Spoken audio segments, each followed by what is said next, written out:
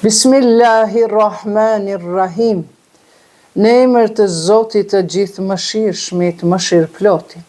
Allahumme salli ala Muhammed wa ali Muhammed. O Allah, mbushe zemrën time me dituri të kuptuar, dritë, durim dhe besim, më mëso dhe mos lejo që të jemi pa ditur, më bëj që të mbaj në mend dhe mos të harroj. Amin.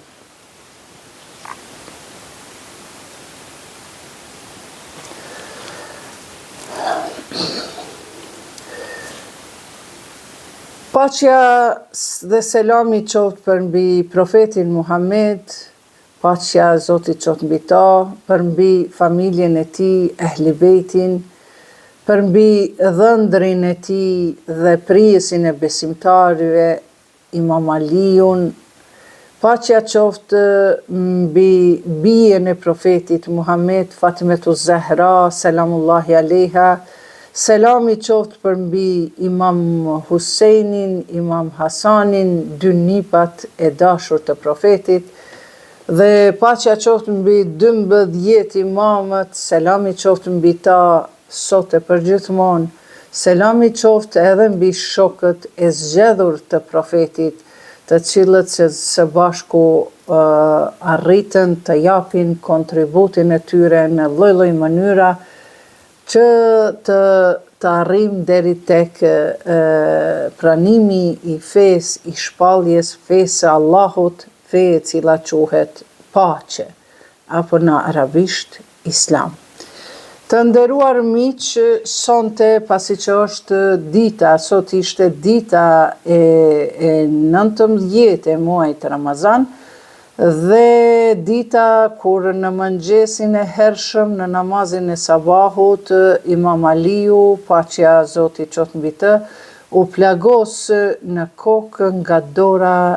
dora e ligë e Muljamit, për të cilin do të flas, për të cilën rast pra, për të cilën tregim, tragjedi, do të flasim edhe 2 netët e ardhshme, pra nesër dhe pas nesër, pasi që pas nesër me 21 Ramazan, Imam Aliu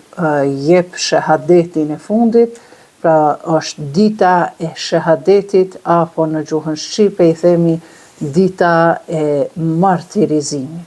Prandaj, para se të shkojmë tek dita e martirizimit, pasi që kemi kohë të flasim 3 orë, pra sonte 1 orë,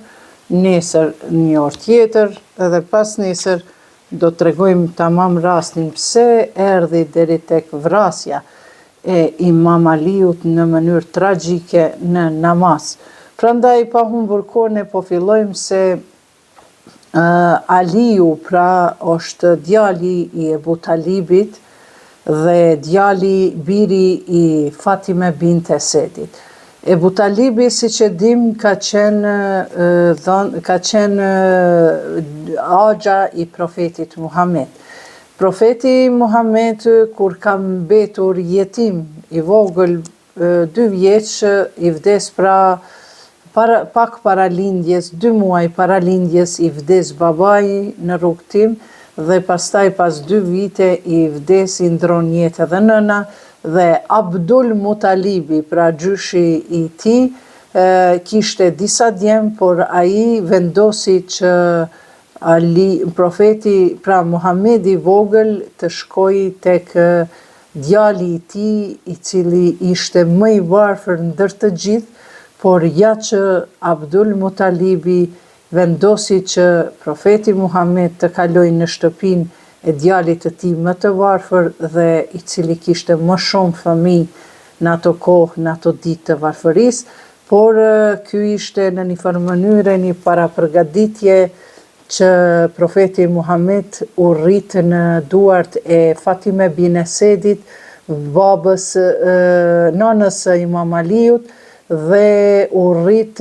edukua nga Ebu Talibi, i cili ka vdekur si musliman, se përndryshe ka disa dilema dashakeqe, duke i thënë se babai i Imam Aliut pas ka qenë kufar, pa besimtar, por nga ajo se çfarë na mëson profeti Muhammed, paqja e Zotit qoftë mbi të dhe familjen e tij, dhe çfarë ai ka vepruar, Ebu Talibi është përgatitur, kufoma e tij është përgatitur në mënyrë islame, pra me pastrim, me gusul,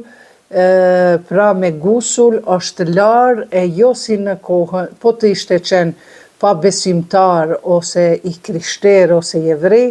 ata e kanë pasur përgatitjen ndryshe të kufomës. Dhe kjo është një ndër argumentet kryesore që babai i Imam Aliut nuk ka qenë pa besimtar, nuk ka qenë qafir që i thënë, por për me gjithmonë në historinë islame, të cilën edhe kanë shkruajtur tregimet israelate, të cilat janë pra tregime nga jahudit e asaj kohe, janë futur e fabrikuar në historinë e pastër islame dhe në hadithet e pastërta profetike, janë futur këto gënjeshtra, këto shpifje, sepse nuk kanë mundur që ta baltosin autoritetin e profetit Muhammed, dhe kështu që janë munduar që përmes Aishës, që është bia e Bubekrit, që është nana e besimtarve, përmes grave tjera kanë dashur që ta njollosin autoritetin e profetit Muhammed, por Zoti ka dashur që në Kur'an ai ka thënë që gratë e profetit janë nënat e besimtarve. Prandaj sado që ne duham ndonjëherë të na luhatet ajo besimi jonë se a thua vallë një mend profeti pas ka martuar një vajzë 6-7 vjeçare, a thua vallë një mend për Aishën që janë folur shpifje e fjalë të liga kanë qenë të vërteta, me siguri se ne nuk kemi të sigurt për hadithe të cilat janë përcjell në emër të Aishës dhe në emër të Aishës pra gruas profetit, e cila ka qenë më aktive sa i përket arsimimit, edukimit, shkrimit të haditheve, jetës publike. Pra ka qenë një ndër gratë më të reja, më të zonja dhe më aktive në shoqëri, dhe thuhet edhe nëse ata thonë dikush që Aisha e ka thënë, na gjithmonë, për shembull Aisha ka thënë se profeti ka thënë kështu, është përcjell pra zinxhiri prej të tjerëve deri tek Aisha, prej Aishës te profeti. Por ja që profeti Muhammed, paqja e Zotit qoftë mbi të dhe familjen e tij, na ka mësuar se si t'i hikim haditheve të rrejshme, haditheve të dobta, të cilat janë shkruar 200 vjet mas profetit, dhe si t'i hikim atyre duke thënë profeti se i dashur i Allahut se nëse e merrni një hadith dhe ai hadith nuk përputhet me Kur'anin, atëherë ai hadith nuk është i vërtetë. Prandaj, për shembull, ku thuhet hadithi, gruaja është e krijuar nga brinja e Ademit, ky është verset në Bibël thuhet kështu tamam përmendet brinja e Ademit, edhe hadithi gjithashtu e thot, mirë po në Kur'an askund nuk përmendet brinja e Ademit, edhe madje atë shumë e kanë poshtërsu gruan, sa që thonë gruaja është e krijuar nga brinja e Ademit dhe ajo është e lakuar, po deshe ta drejtosh, ajo do të thyhet. Prandaj hadithet që nuk përkojnë me ajetet kuranore, nuk mund t'ja etiketojmë, nuk janë të pranueshme, nuk janë të vërteta dhe ne nuk kemi të drejtë as ta e besojmë, as t'ja etiketojmë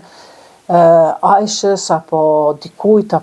tjetër që i kanë përcjell hadithet deri në ditët e sotshme. Plus asaj që hadithet janë shkruar 200 vite mas profetit. Këtë e thash me qëllim që të lidhem me ruajtjen e personalitetit të profetit Muhammed dhe të Imam Aliut, sepse gjithmonë dushmanët armiqtë e islamit janë mundu përmes etiketimeve të ndryshme që ja kanë bë profetit, Imam Aliut, babës Imam Aliut, e tjera, përmes haditheve i kanë devijuar figurat më të mira islame, sidomos përmes grave të tyre. Prandaj edhe babai e Ebu Talibi nuk ka vdekur si jo besimtar, por madje ai ka qenë në gjendje edhe me dhënë jetën për profetin Muhammed kur kanë ardhur një pari e Mekës dhe i kanë thënë: "O Ebu Talib, na dorëzo Muhammedin, këtë nipin ton, djalin e vllaut ton, sepse ai dëshiron që të na zbeh besimin ton, që të na shkatroj idhujt e ton, zotrat e ton." Dhe çka thot Ebu Talibi edhe nuk e pranon kurse si këtë situatë, pra nuk e pranon që ta dorëzoj profetin Muhammed. Po të kishte qenë Ebu Talibi kafir, Zoti na rujt, pa besimtar, ashtu siç e shkruajnë disa libra islame, po që nuk janë të vërteta, atëherë profeti Muhammed nuk ja kishte përgatit kufomën e tij. Prandaj Ebu Talibi e ka marrë dhe është kujdes për profetin Muhammed që nga fëmiria, dhe kjo ka qenë disi si e organizuar, si një strategji hynore që profeti Muhammed të rritet në shtëpinë e Imam Aliut dhe Ebu Talibit, dhe aty në atë shtëpi të Ebu Talibit të lind një djalë me emrin Ali, që thonë se e ka emërtuar vetë edhe profeti Muhammed, si thashtu kur lindi Ebu Talibi, Ali ibn Ebu Talibi, pra Aliu biri i Ebu Talibit, ai ka lindur me 13 Rexhep. Pra 13 Rexhep janë 3 muajt e shejt, Rexhep, Shaban dhe Ramazan. Pra 2 muajt, 3 muajt e shejt, pra i pari që ishte me 13 Rexhep. Mirë po tek ne në Kosovë dhe në Ballkan është një feste pranverës e cila quhet Sultan Nevruzi. Sultan Nevruzi është një feste e begatisë, e bereqeteve, e ringjalljes së natyrës, dhe populli persian, jo arabët, po populli persian e numrojnë si festë e pranverës dhe bëjnë manifestime shumë të mëdha, e ringjalljes së natyrës e tjera e tjera. Mirë po në Ballkan nuk e di arsyen si qyshtek, por e din, e njohin ditëlindjen e Imam Aliut me 21 mars të Sultan Nevruzit, por e realiteti është pak më ndryshe. Prandaj këtu thuhet simas se në Arabi nuk ka ekzistu Sultan Nevruzi, prandaj gjithmonë ditëlindja Ramazani 10 ditë përpara luajnë, pra nuk janë me të njëjtën datë, sikurse te kalendari jonë gregorian. Prandaj profeti ky Imam Aliu lindi me 13 Rexhep, pra 23 vjet para hijrit, pra në Ramazan, pra viti 40 i hijrit, ndërsa ka rënë dëshmor në vitin 40 të hijrit. Pra Imam Aliu gjithashtu është i njoftur se ka lindur në një vend të veçantë ku Fatime bint Esedi, nona e tij, e kishin kapur dhimbjet e lindjes, dhe ajo ka qëlluar në qytet dhe thuhet se dikush thot se ka hyrë atë ditë dhe atë ditë e ka lind, po dikush thuhet se simas historiografisë është shkruar se ajo ka ndenjur 3 ditë rresht brenda në Qabe, ku kanë qenë idhujt, pra të gjithë idhujt kanë qenë Lati, Uzati, këto e me emrat të tyre, pra zotra që i kanë numru, ta kanë qenë brenda në Qabe, dhe aty 3 ditë kanë ndetë Fatime bint Esedi, nona Imam Aliut, dhe pastaj pas 3 ditëve bëhet një mrekulli në Qabën e bekuar, në shtëpinë ku i vetmi person në sipërfaqe të tokës që ka lindur brenda në Qabe, dhe pasi që lindi dhe e pa këtë dritë të Zotit, u bë një mrekulli, që kjo mrekulli ishte 8 vite para se të filloj pra shpallja, sepse kur zbriti shpallja, Aliu ishte 8-9 vjeçar. E ajo mrekulli është se qoshja e Qabës në atë pjesën, jo ku është dera e Qabës, jo ku është këtu Haxherul Esvedi, por në këtë pjesë, pra në këtë qoshe, aty është qa komplet muri dhe sot kush ju që keni shku në umre, mund ta shihni me sytë e juaj për fat të mirë, sepse para 20 viteve nuk keni mund për ta parë, për arsye se kjo plasaritje e murit në një farë mënyre është një mrekulli hyjnore që Zoti ka dashur me tregu me lindjen e Imam Aliut alayhis salam, paqja qoftë mbi ta.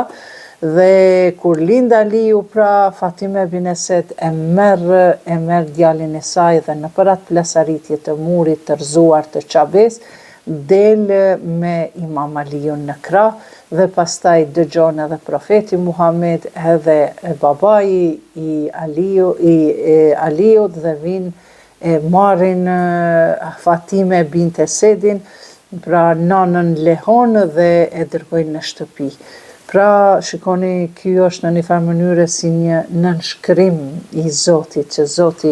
në Qaben e ti, në Bejtullah, që i thojnë në gjuhën arabe, në gjuhën shqipe i gje shtëpia e Zotit, edhe pse Zoti nuk ka vend, po ashtu i thojnë pasi që shkojnë njerëzit të adhurojnë atë shtëpi të Ademit a.s. cila ka qenë me themele nga gurt e xhennetit, me themelet shumë të lashta, ku Ibrahimi a.s. ka rindërtu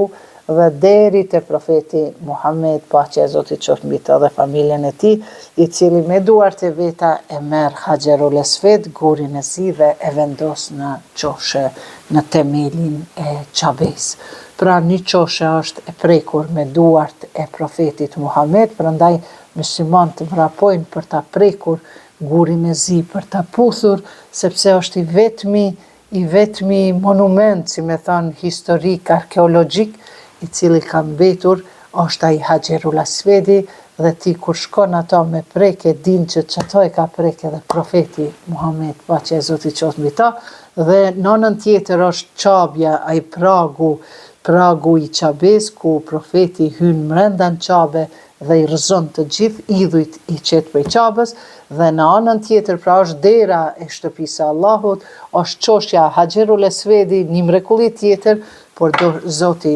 dashti që pas mrekullisë së Haxherul Esvedit, gurit zi, vendosjes së gur themelit, atëherë Zoti dëshiroi që në qoshën tjetër të Qabës të jetë edhe plasaritja, muri i plasaritur. Sa i përket këtij muri të plasaritur, ne nuk kemi mund, për shembull 1995 kam qenë me bashkëshortin tim në Çerbela, dhe nuk kemi mund ta shohim sepse ajo ka qenë mbuluar me ato kesua, atë zbukurimin, atë plishin e qëndisur me fijetarit, dhe ka qenë mbuluar dhe shpeshherë u ngriste, mirëpo ne në atë kohë e kemi pa që njerëzit shkonin edhe atë mur për ta prekur, madje shumë njerëz kanë pas probleme, si rasti i burrit tim për shembull, ka pas probleme me nofull, me të folur, mase 6-7 muaj, dhe kur kemi shku në Qabe, në momentin kur ka shku dhe ka prek atë murin, atë qoshën e Qabes, qoshën e Qabes ku është e shihet plasaritja e murit e Imam Aliut, dhe në atë moment i ka një mbërtim nga brenda, dhe në atë moment më kur s'ka pas problem me nofulla. Dhe kjo është pra një mrekulli e Allahut, por ja që mbretërit saudit deri para 15 viteve, mos gabofsha apo më shumë, nuk kanë leju që kjo të preket apo të shkojnë njerëzit, po ata që kanë ditur, ata kanë shku, disi e kanë prek, dhe kanë marrë atë bekimin e Zotit, sepse e din çka ka ndodhur. Por çka kanë bërë mbretërit, kanë marrë me lloj kësi gryrse, dhe kanë gry pra ato gurt ku janë plasaritjet, i kanë mush me suvatim, i kanë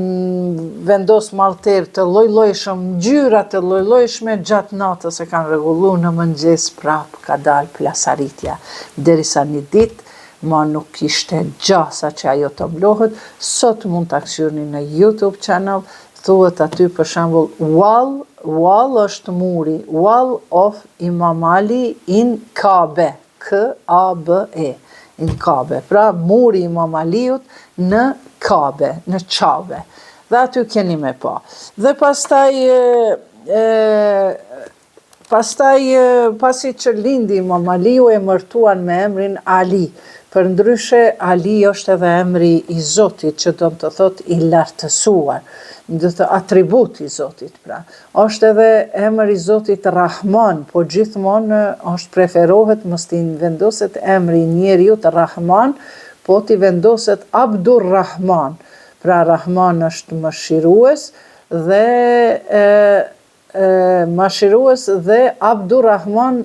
robi mëshirues, pra që mos të numrohet si emër i Zotit direkt, po t'i vendoset edhe një abd. Mi por Abdul Ali nuk ekziston. Ekziston ky emër Muhammed Ali, që ata gjithmonë kanë qenë së bashku dhe i kanë thonë shpesher Muhammed Ali, i kanë thirrë prej dashnisë. Masi kanë kalu 6 vjetë që nga lindja e Aliut, kurejshitët pra kanë pas një krizë shumë ekonomike dhe profeti Muhammed ka qenë 37-8 vjeçar para shpalljes pra dhe Gjafer Tajarën, pra disa fëmijë të Abdul Mutalibit, Ebu Talibit, babës Aliut, i marrin axhallar që kanë qenë ma pasanika për me i këshyr, për me i shkollu, për me i punësu, për me i ndihmu pra rritjes së fëmijëve të vllaut, dhe profeti Muhammed, paqja e Zotit qoftë mbi ta dhe familjen e tij, ai e merr Aliun. Pra ai e merr Aliun në mbikëqyrje dhe ja mëson gjdo segment, edhe sjelljen, edhe urtësin, edhe diturin, edhe edukatën, pra të gjitha i ka marrë Imam Aliu nga profeti Muhammed. Pra nuk është, nga kjo kuptojmë se Imam Aliu nuk është rrit si fëmijë tjerë, sepse është rrit në duart e profetit, i cili është ka qenë i njohur si burri më i besueshëm i vendit, që edhe para se me u bë profeti dërguar i Zotit, ai kurrë një herë nuk ka gabuar. Imam Aliu kurrë nuk e ka harruar biografinë e tij, dhe ai një herë i thot shokëve të vet, thot: "E dini mirë vendin tim pranë pejgamberit, selami qoftë mbi ta dhe familjen e tij, duke pasur parasysh thot afërsinë gjinore dhe pozitën e posaçme që unë kam pas te profeti. Kur isha fëmijë, ai më merrte në mbrojtjen e tij, e kishte zakon të më shtrëngonte në krahërorin e tij, dhe sa herë që e ka shtrëngu në krahëror, dhe ju ka lutë Zotit, ja ka vendosur edhe në supe dorën profeti Imam Aliut, si fëmijë, si djali rritur, dhe i thoshte: "O Ali, gjithmonë ta lutësh Zotin me këtë lutje, që edhe ne duhet ja mësojmë fëmijëve tanë." E ajo lutje është: "O Allah, mbushe zemrën time me dituri të kuptuar, dritë, durim dhe besim, më mëso dhe mos lejo që të jemi pa ditur, më bëj që të mbaj në mend dhe mos të haroj." Kjo pra është një lutje që sa herë profeti ja shtrëngon të gjoksin, ja vinte dorën mbi supe dhe ja lexonte këtë lutje, që preferohet edhe ne t'ja mësojmë, t'ja lexojmë fëmijëve tanë kur nisen për shkollë, gjërisa ata një ditë vete mësojnë dhe para mësimit normal që duhet ta lexojnë. Kur e afronte trupin e tij pranë trupit tim, me këtë më mundësonte ta shijoj aromën e këndshme të tij. E kishte zakon, tash po tregon pra Imam Aliu, se çfarë relacioni të bukur ka pasur me profetin. E kishte zakon të përtypte diçka dhe pastaj ma jepte pak nga pak. Kur nuk ka gjetur gënjeshtër në fjalët e mia. as dobësim në çfarë do veprim timin, që nga koha kur atë selami Allahu qoftë mbi të dhe familjen e tij e ndan nga xhiu, Allahu caktoi pranë tij melekun më të madh të vetin për ta udhëhequr ditën dhe natën rrugës së mirësisë dhe mirësjelljes njerëzore. Kurse unë, pra Zoti e ka caktu, se si që thotë edhe profeti, që Zoti e ka caktu një engjëll që ta mbroj profetin prej ditës kur u largu nga xhiu i nënës. Kurse unë, thotë Imam Aliu, e kam ndjekur pas një lloj si mëzi i devës i cili ndjek gjurmët e nënës e tij. Për çdo ditë më tregonte me shembuj disa nga vetitë e tij dhe më urdhëronte ti ndjeki ato. Çdo vit shkonte në izolim në Hira. Hira është një shpellë ku i zbret profetit Muhammed shpallja e Kuranit, pra është në Jebelun Nur, në malin e dritës dhe në maje të malit gjendet shpella Hira. Dhe thot çdo vit shkonte në izolim të veçohej, pra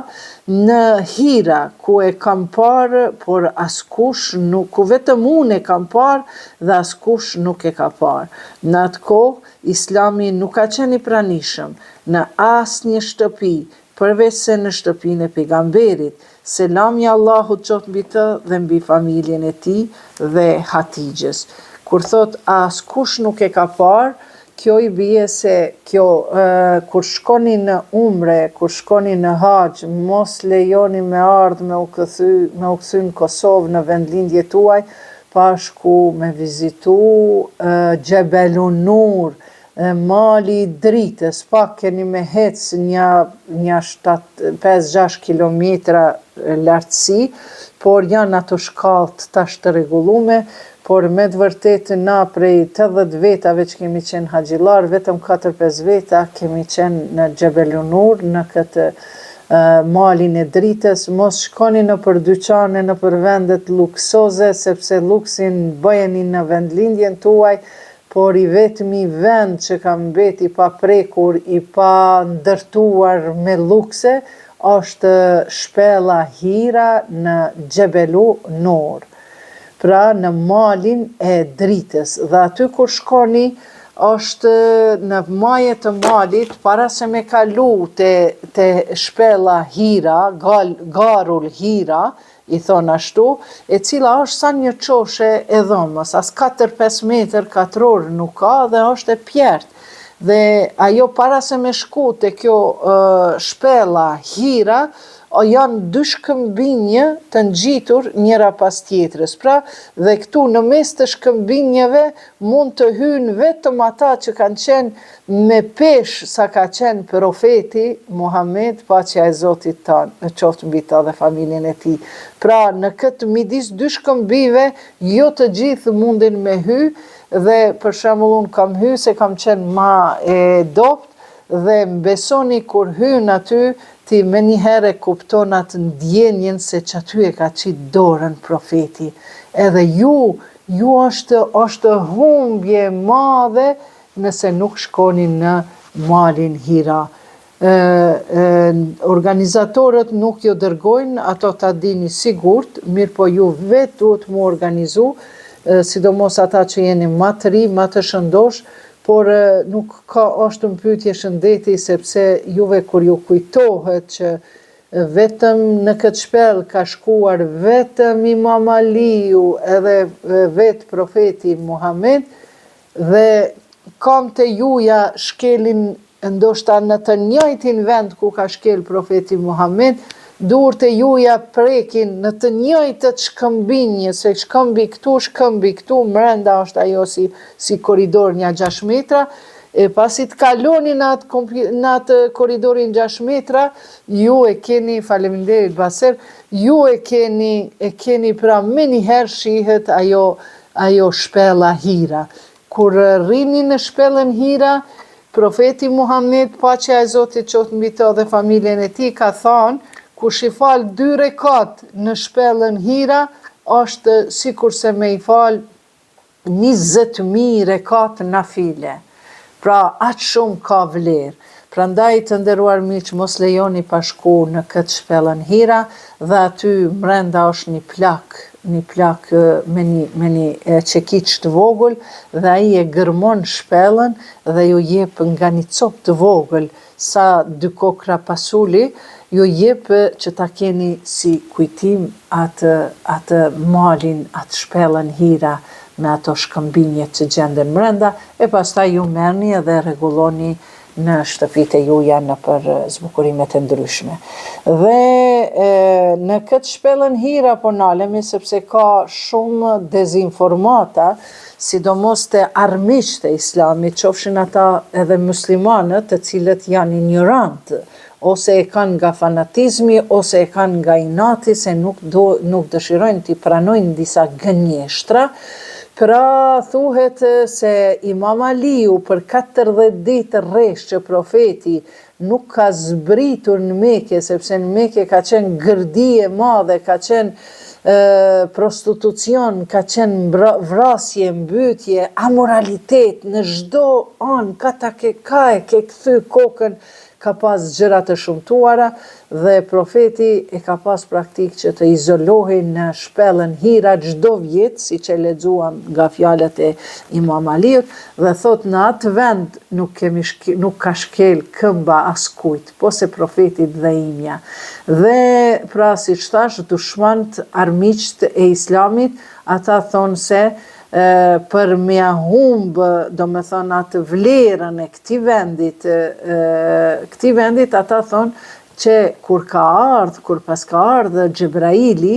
për me i fol për herë të parë profetit Muhammed, ai pas ka gabuar dhe pas ka dasht që profecia t'i kaloj Aliut e jo Muhammedit. Këto janë shpifje, ju lutëm mos i dëgjoni, sepse Aliu atëherë ka qenë vetëm 8-9 vjeçar, e shpallja nuk i zbritet një fëmiu, por ju ka zbrit profetit Muhammed, paqja e Zotit qoftë mbi ta dhe familjen e tij, në moshën 40 vjeçare. Por Aliu ka qenë pjesëmarrës i kësaj, dhe Aliu nisoj se sikurse Fatimja që e sheh nurin e Xhebrailit, sa herë vjen Xhebraili në dhomën e profetit, Aisha qillon aty, edhe Fatimja qillon aty, dhe profeti thot, oj Aisha, dil jashtë, thot se tash e kam kohën që Xhebraili po vjen për me ma dhon lajmin. Dhe ishte Fatimja, bia e profetit Muhammed, e cila sa herë që vinte Xhebraili, profeti e ndalte Fatimën mbrenda në dhomë, ndërka që Aishës i thoshte të dilte jashtë, dhe Fatimja thoshte sa herë vinte një dritë nga qoshja e dhomës, dhe baba im herë qeshte, herë çante, herë u brengoste, herë ishte i ngazluar, herë ishte i pikëlluar, e kështu me radhë, dhe e njëjta lloj, pra e njëjta gjë ka ndodhur edhe me Imam Aliun, i cili e ka pa nurin e Xhebrailit, nurin, dritën e Zotit, kur shpella hira u mbush me dritë, e Aliu nuk ishte mrenda, Aliu ishte jashtë, por Aliu i kishte këmbët e plagosura, sepse çdo 2-3 ditë ai shkonte në qytet, në atë malin Nur, zbriste nga një lartësi për të shkuar për të marrë ushqim e ujë për profetin Muhammed. Pra nga kjo e kuptojmë se çfarë afërsi ka pas profeti Muhammed, paqja e Zotit qoftë mbi ta dhe familjen e tij, me Imam Aliun. Vazhdojmë, kurse unë thotë kam ndjekur një lloj si mëzi i devës, këtë e lexuam, nëse do ta bëjmë kat. Pra, çdo vit shkonte në izolim në hira ku e kam parë, por askush nuk e ka parë. Në atë kohë, Islami nuk ka qenë i pranishëm në asnjë shtëpi, përveç se në shtëpinë e pejgamberit, selami Allahut qoftë mbi ta dhe mbi familjen e tij dhe Hatijës. Kanë qenë i treti, pra kam qenë, thot Imam Aliu edhe një herë, kam qenë i treti mbas atyre dyve, pra mbas profetit Muhammed dhe mbas Hazreti Hatixhes, që këta e kanë, mos themi e kanë pranuar, po këta e kanë njoftur shpalljen e Zotit, sepse si që thamë më përpara, profeti Muhammed kur nuk është përul idhujve në atë kohë, pra nuk i ka besu, edhe pse pa i ardhur shpallja, ai nuk ka qenë prej idhujtarve. Prandaj thot, unë Aliu thot kam qenë i treti që i kam besu shpalljes së Zotit, pra Kuranit. Pra i pari ishte profeti, e dyta ishte Hatixha, gjithashtu edhe Hatixha njihej si një ndër gratë që nuk i ka besu zotrave të asaj kohe që kanë pas latuzat, po ka pas një prejardhje nga ana e Jezusit, pra Isës a.s. nga jo familje. Pra e kam shijuar dritën e shpalljes dhe porosis, pra shpalljes, dhe e kam shijuar aromën e pejgamberllëkut. E kjo aromën e pejgamberllëkut nuk do me thonë që ai është bërë pejgamber, po e ka pa dritën e shpalljes dhe ka pas afër profetin i cili ka qenë pejgamber. Vazhdojmë, ai gjithashtu është i njoftur Imam Aliu se si fëmijë ai s'ka mund çka me besu ose me pranu fen islame, por është i njoftur si profet i cili kur nuk ka rënë në sejdë i idhujve. Madje pra edhe ka lindur në mesin e idhujve, të cilët pas lindjes së profetit, madje thonë historiografët se është bërë një dridhje dhe të gjithë kanë rënë për toke. Mandej është i njoftur rasti kur Zoti pas 3 viteve pasi që i zbret shpallja profetit të dashurit të tij, dhe ai thotë Zotit që ta shtroj një sofër t'i mbledhë parinë e Mekës, pra njerëzit udhëheqës, lider të Mekës, dhe t'i ftonë dhe t'i tregonë se tani ma ka ardhë koha t'i tregonte se ai ishte Resulullah, i dërguar i Zotit, dhe pas një bisede të cilën e kemi treguar në epizodat e kaluara, kur është shpallja e profetit, kur kemi folë për profetin Muhammed, pra pas një bisede kur ai thot se a e dini që unë kur nuk kam gënjyer, a e dini që unë kur nuk ju kam mashtruar, kur nuk ju kam manipuluar, kur nuk ju kam bërë asnjë të keqe, dhe kur nuk ju kam rrejt, nuk ju kam gënjyer, dhe sot dua t'ju tregoj se unë jam Muhamedi i dërguar i Zotit dhe se mua më erdhi shpallja e Kuranit. Dhe tha, është tani pjo tregoj, tha, një fjalë shumë të lehtë për ta kuptuar, por shumë të rëndë për ta vepruar, sepse gjithë paria ishin njerëzit më të pasur të Mekës, duke pas parasysh se aty ishin edhe migjallar të profetit, të cilët e kishin Mekën dhe Qabën si një vend biznesi, ku njerëzit vinin të adhuronin idhujt, zotrat e tyre, dhe jepshin para, flori, sadaka, e tjera, sipas besimeve të tyre të kota që i kishin. Prandaj këtu, kur e shtroi këtë sofër, i tha që kjo është një fjalë shumë e lehtë, shumë e ëmbël, La ilaha illallah, Muhammedur Resulullah, por është shumë e rëndë për ta vepruar dhe për ta besuar. Prandaj thotë, kush do të jetë, thotë ndihmës im, askush nuk e ngriti dorën, dhe askush nuk pranoi të jetë ndihmës i profetit. Imam Aliu me dorën e tij të vogël, edhe pse ishte fëmijë, po ai veç e kishte pa edhe nurin e profetësisë, edhe aromën e profetësisë, pejgamberllëkut, edhe dritën e vahjit e kishte pa në shpellën Hira, jashtë shpellës Hira, ku brenda gjidej profeti, ai vetëm e kishte besuar këtë që në gadita e parë dhe tha, unë o i dërguar i Zotit. Thot, kush do të më përkra? Ai prapë thot, unë o i dërguar i Zotit. Kush do të më ndihmoj? Unë në këtë mision, unë o i dërguar i Zotit. Prej gjithë atyre njerëzve, as kush nuk u paraqit,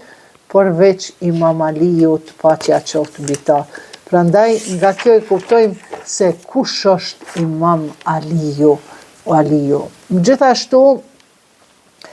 është e njohtur në shtëpia e Nedvetu. Nedvetu është shtëpia ku është rrethuar nga mushrikët, pasi që pas 3 vjete profeti veç e manifestoi, pra i tregoi me fjalë njerëzve të tij se tashmë është koha që t'ju tregoj se unë jam i dërguar i Zotit mas 3 viteve, sepse 3 vite ai kishte mbledh njerëzit e tij ma të qiltër, ma të pastër rreth vetes, por nuk kishte enda atë guximin që të dalë ta tregoj haptas,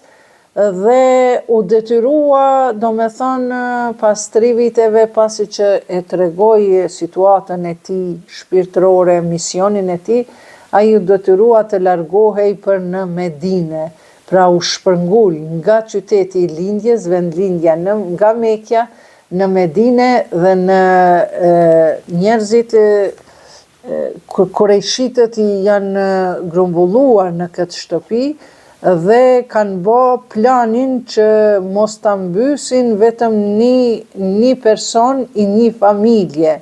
këtë i një fisi, pra profetin Muhammed, sepse kishin me hy në armiqësi vetëm 2 fiset, kurejshitët dhe të tjerët, pra. Profeti Muhammed ishte prej Hashimitve. Dhe këta vendosën që të gjitha fiset ta dërgojnë nga një person për ta mbytur profetin, ai ishte në shtratin e tij, dhe për këta u lajmërua nga Xhebraili se ata dëshironin që ta mbysnin profetin Muhammed dhe të përfundoj ky misioni i tij i posafiluar. Dhe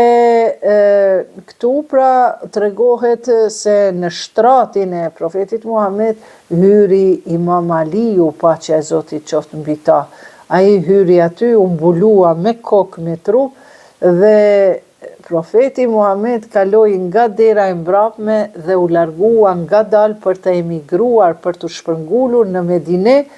dhe në momentin kur ai kaloi ishte koha para mëngjesit të hershëm dhe atyre Zoti ja dërgoi një kotje, saqë ata nuk e pan ka kaloi profeti dhe pastaj hyn në shtëpinë e profetit, sapo i nxorën shpatat e tyre, pra 7 persona prej 7 fiseve, sapo i nxorën shpatat e tyre për ta vrarë, për ta pra për ta shpërthy me thika, për ta mbytur me shpata, ata kur e hapën, kur e larguan batanien apo jorganin çka ka qenë, kur e pan që aty nuk ishte profeti Muhammed, por ishte Aliu. Dhe kështu pra Imam Aliu ishte ai i cili hyri në shtratin e vdekjes për hir të Allahut dhe për hir të profetit Muhammed. Gjithashtu, Imam Aliu ishte edhe kujdestari i grave të familjes së profetit Muhammed, të fëmijëve të profetit Muhammed. Sepse kur profeti kaloi nga Mekja në Medine, në Kuba, qyteti afër Medinës në atë kohë, profeti e kishte pritur Imam Aliun pas disa dite që të shkonte ai me gjithë fëmijët e besimtarve, gratë dhe fëmijët dhe rinin të cilët kishin mbetur në Mekë, e në Mekë të gjithë atyre që e kanë pasu profetin Muhammed, paqja e Zotit qoftë mbi ta dhe familjen e tij, atyre e kanë pas të ndaluar, pra ja kanë bojkotu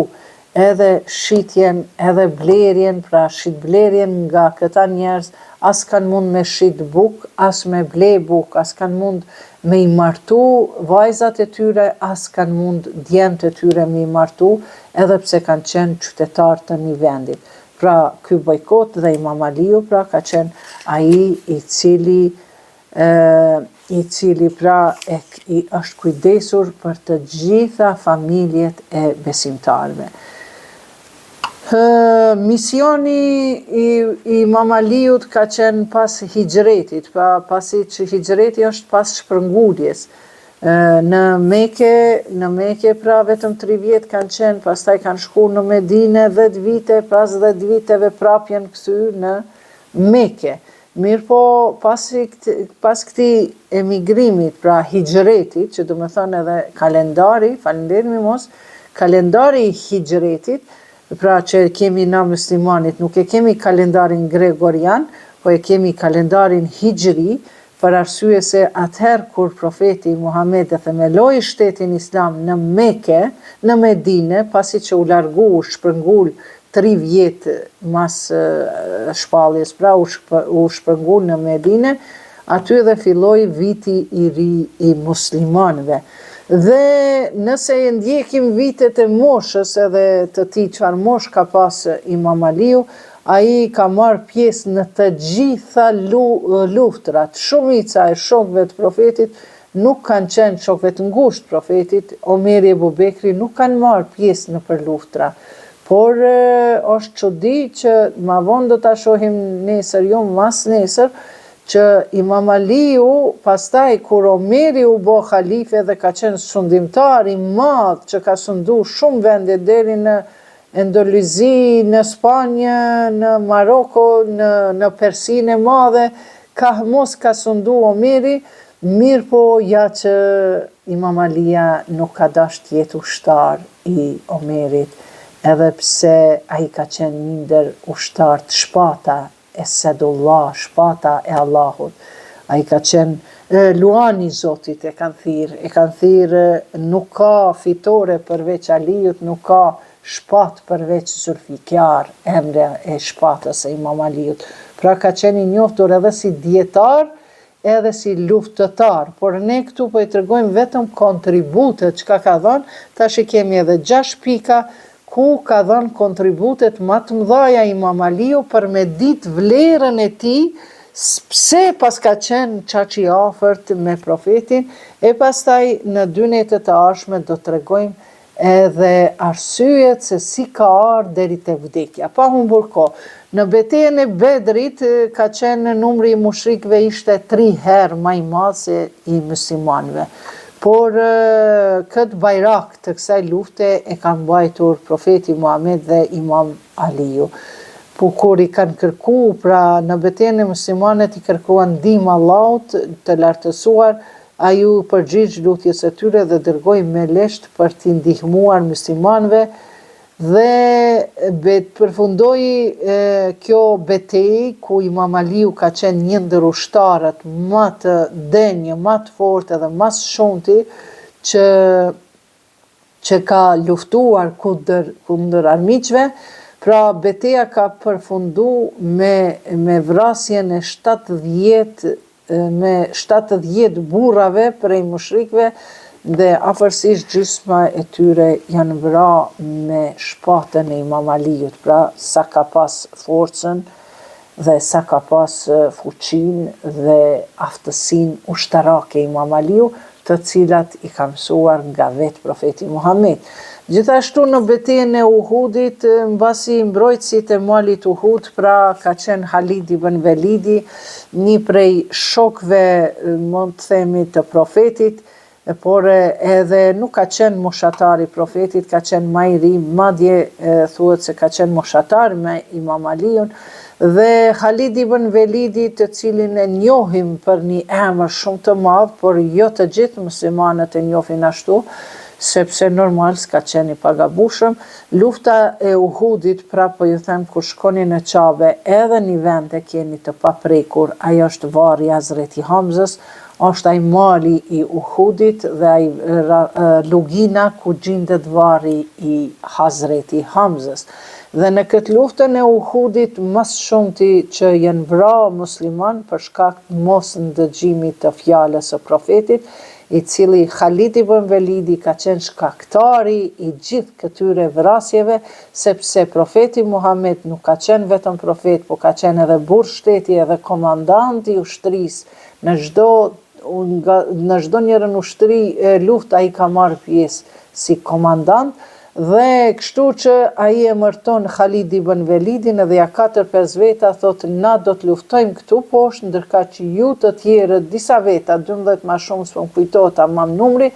thotë ju do të jeni në maje të malit dhe matan malit mund të vinë armiqt për të na sulmuar neve këtu në betejë, nga ana tjetër e malit. Dhe thotë pa ja dhënë unë lejen Khalid ibn Velidit, pa ja dhanë unë lejen, pa ju dhanë urdhërin, ju nuk guxoni të vini poshtë. Por ja që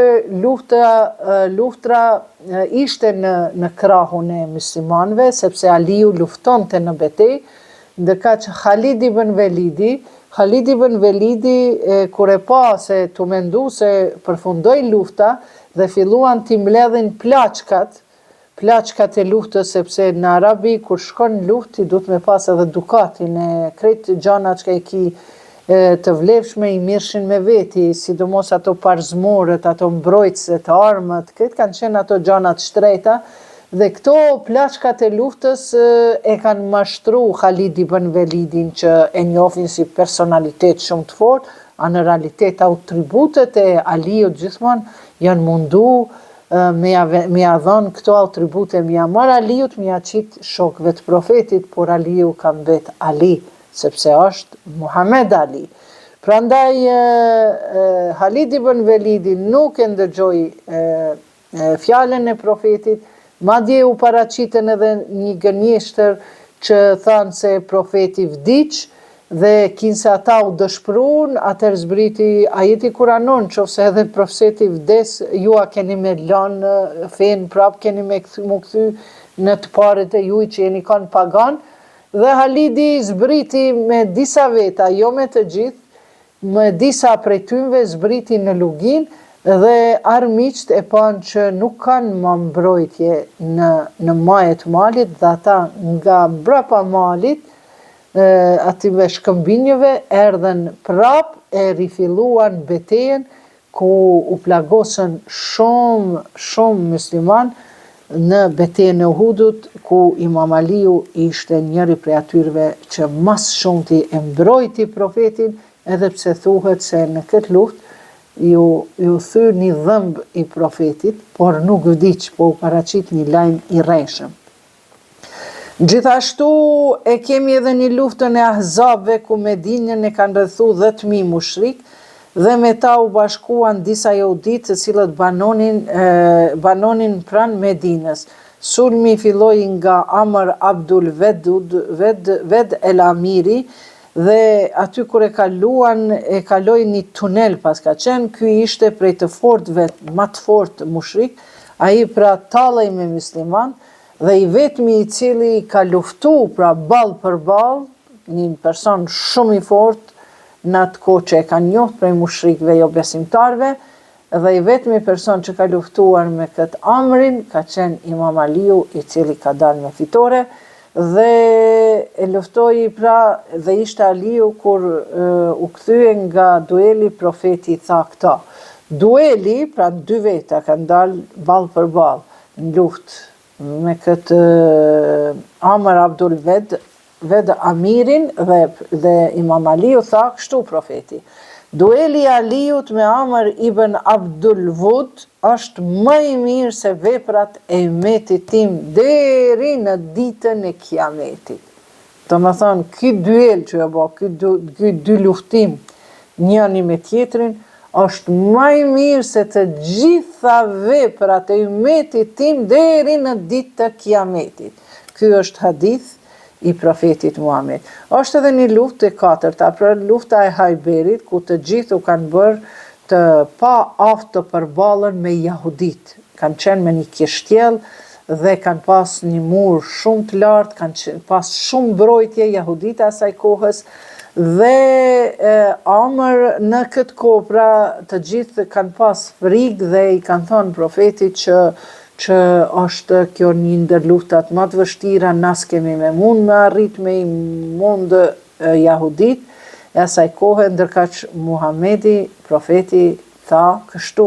tha nesër në mëngjes do t'ju jap flamurin atij personit të cilin e do Allahu dhe profeti i tij. Pra shikoni çka ka thënë, thot unë nesër do t'ja jap flamurin atij personi i cili e don Allahun dhe profetin e tij, dhe Allahu dhe profeti i tij e duan atë, i pamposhtur dhe jo frigacak, nuk thehet derisa Allahu ta shpërblej në fitore. Pra, në luftën e Hajberit, këtë hadith, profeti e thot, që mos u frikësoni se nesër në mëngjes do t'ja jap një flamur një personit që e don Allahun dhe mua më do, dhe se atë person e don edhe Allahu edhe unë, dhe ai person kudo që e nis luftën, ai ka me sjell fitore. Dhe në mëngjes të gjithë presin kush po vije, dhe në fund vjen Imam Aliu, i cili kishte pasur problem me një alergji të syve, dhe ashtu me sy të anjur, profeti e mori dhe ja preki sytë e tij për mbi atë leckën që i kishte lidh, dhe ja dha flamurin, pra ja dha atë flamurin e fitores, dhe ju shërua në sytë e Imam Aliut. Në luftën e Hanit, muslimanët, kjo lufta e pestë, prapë po tregon atë personalitetin e Imam Aliut, se pa e njoft na kush ka qenë, është e kot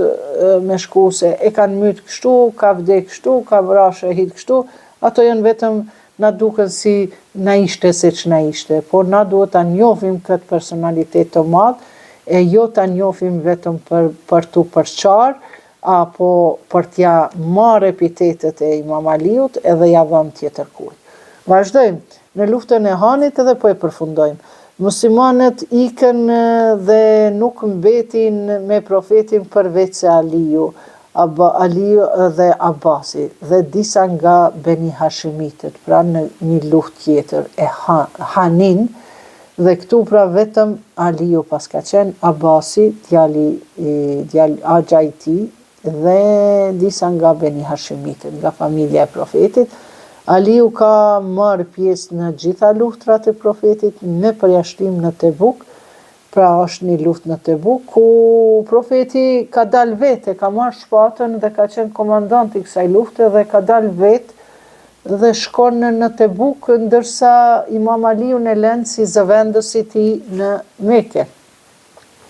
Në Medinë, falni. Dhe që ta administroj situatën, sepse atje shkonin për të pushtuar, por nuk ishin pushtimet e profetit Muhammed për të zaptuar vende, si që kanë zaptuar perandorit osmane, faleminderit mos, perandorit osmane, perandorit bizantine, perse, ata perandorit besa edhe të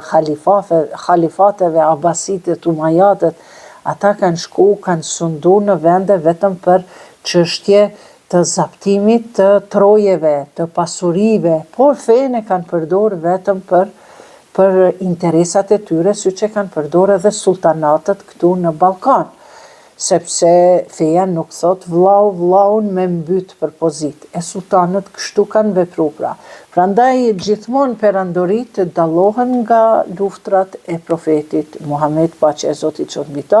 dhe familjen e tij, dhe kështu që në Tebuk ai thot unë po shkoj, ti Ali të rrin aty edhe të administrosh dhe të jesh zavendësi i tij. Por kjo pra, por dikush prej jahudive dhe prej njerëzve që se kanë dash, i kanë thonë që,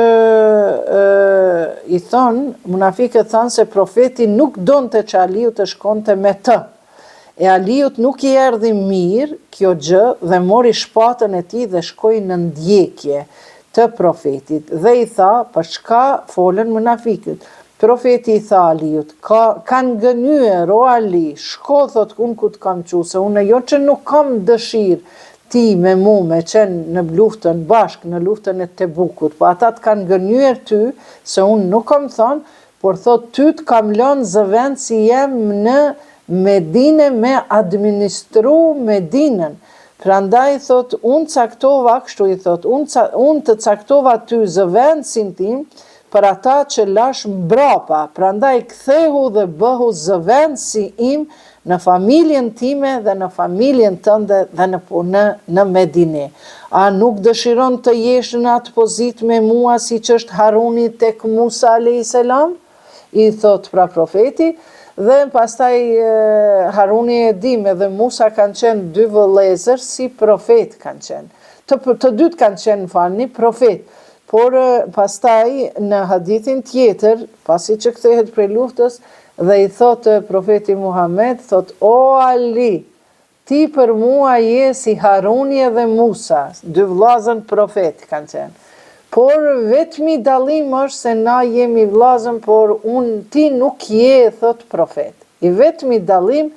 që ti nuk je profet. Prandaj thot ti gjithmonë ke qenë zavendësi im. Kjo ishte lufta e Tebukut, pra shikoni të dashur miq, këto ishin disa karakteristika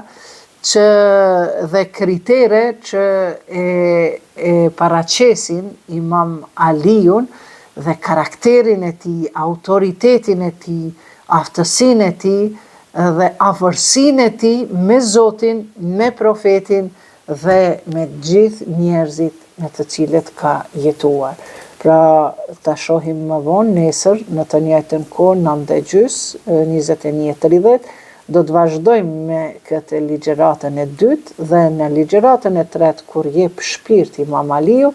ajo do të jetë pra fundi i këtyre 3 netëve, sepse po nuk e njoftëm Imam Aliun se çfarë karakteri, çfarë personaliteti ka qenë, atëherë do ta njohim,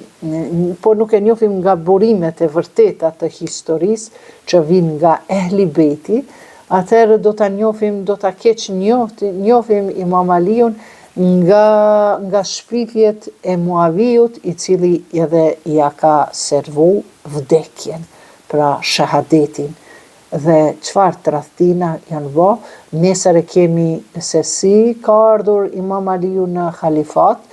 çfarë padrejtësie janë bërë, si i vdiq gruaja e tij, pra ra martire, shahide,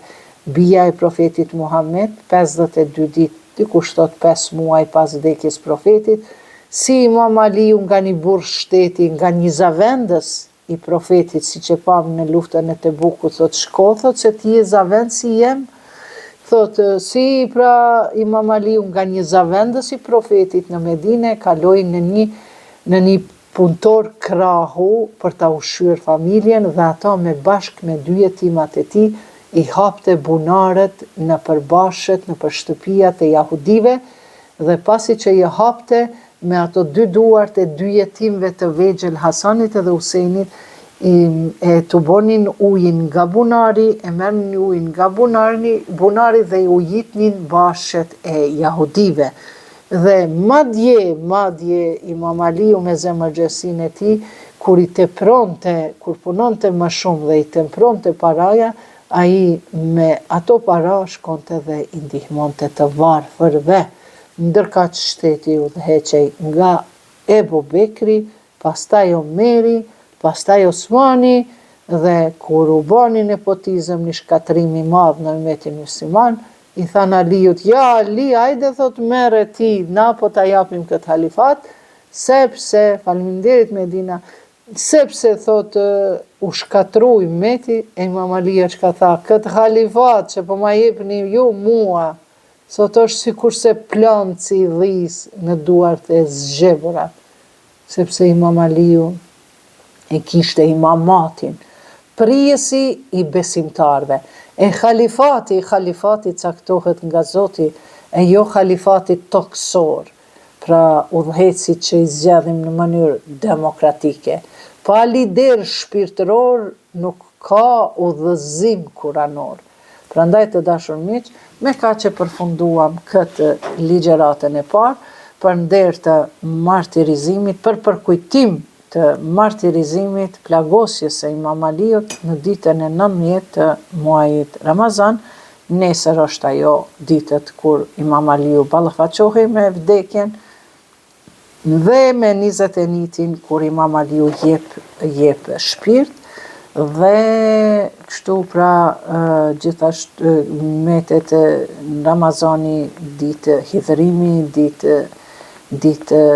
përkujtimi, ditë gjithashtu mburje dhe ditë legjendare që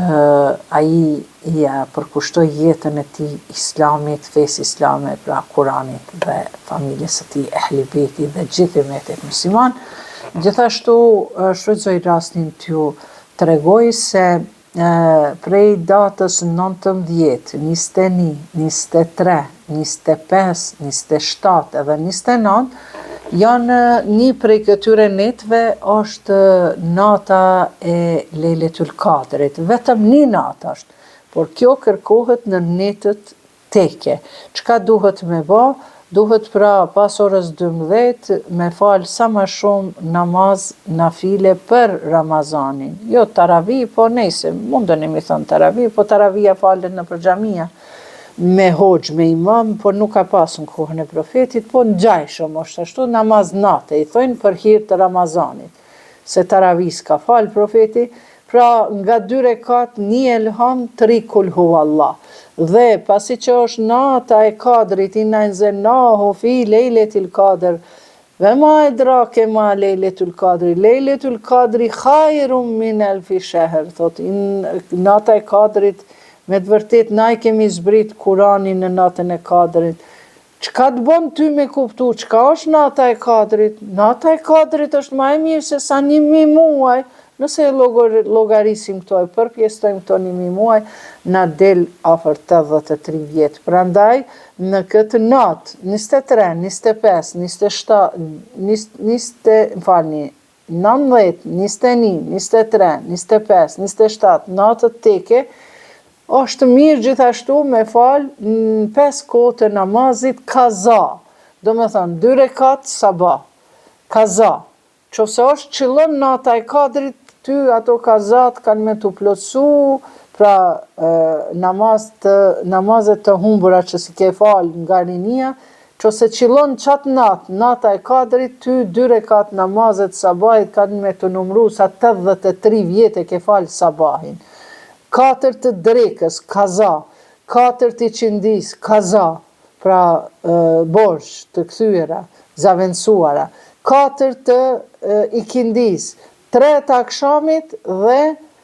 4 të jatsis. Pra një namaz të ditës e falni kaza, mandej sa keni mundësi, e falni nga 2 rekat, 1 elham, 3 kul huvallah, e bani njetë për natën e Kadrit, për muajin Ramazan, namaz nate. Keni edhe namazin haqjet. Namazi haqjet është namazi dëshirave. Për çdo njerën dëshirë që keni, i falni nga 2 rekate namaz. Pra 2 rekate namaz për këtë dëshirën. S'ki nevoj me tregu me fjalë, është ajo vetëm afirmim i lutjes tënde. Përmes lutjes tënde ti e vizualizon atë situatë. Për shembull, ki dëshirë djali, vajza me të martu, ti vetëm e vizualizon, o Allah, bëmi fëmijë 2 ka di, bëmi familje fëmijët e mi, dhe vizualizon se si ti ke me pa dasmën e djalit, e qikës tënde, tjera. Allahu Gjeleshanu çdo kujve lutjen ja pranon, por janë 3 raste se si pranohet lutja. E para është, thot, Zoti thot, ende e para thot tamam, ja pranova lutjen, me njëherë i pranohet lutja. E dyta thot, prit pak o robi jem se nuk e ki kohën, nuk e gatshëm, nuk e përgatitur për këtë gëzim që du me ta bë, këtë lutjen tënde me ta pranu. Dhe e treta thot, prit pak këtë lutjen tënde po ta zavendësoj me një send më të mirë, se najherë ajeti kuranor shkruan, najherë njerëzit lutën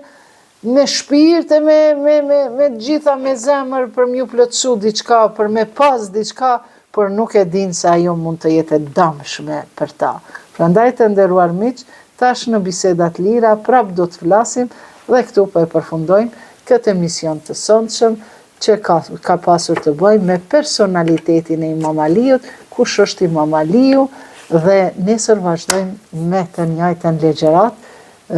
Imam Aliu tani më si burr i gruas së tij, pra Hazreti Fatimetu Zehrës, si baba dhe si burr shteti. Dëgjohemi herëve tjera. Ju faleminderit, mos pritoni, bëni subscribe në kanalin tim në YouTube Iqbal Huduti, bëni follow në like në Facebook Iqbal Berisha Huduti, në TikTokun e ri Iqbal Official dhe në TikTokun e vjetër, mirë po TikTokun e vjetër Iqbal Kosova apo Iqbal Huduti, aty e kemi stagnu. Të gjitha videot e reja, si që po i shihni, kemi te TikToku i ri Iqbal oficial, me 2 f-ja se e kam rregullu. Ma bëni like, follow, share, Zoti ju gëzoft, Zoti ju nderoft, Zoti ju ruaj. Kaloni mirë, miru pafshim në epizoda tjera.